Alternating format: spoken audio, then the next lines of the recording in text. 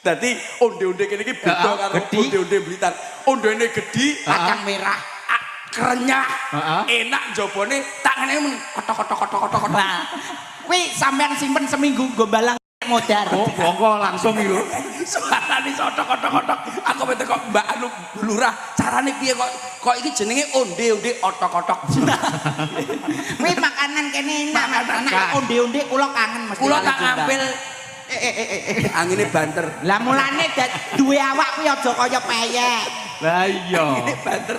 lah awakmu salahmu dhewe Akeh iki dagelan katut karo angin. lah Jangkrik terus. kuwi salahmu dhewe jaga awak jaga kesehatan aja sampai tipis kaya rempeyek di nganu angin kan dadi lebat to awakmu Kula tak ngambil sinden. Oke, siap. Jenengan ngambil sing pundi niki? Oh, lek kula niku selera kula sing posturnya oke.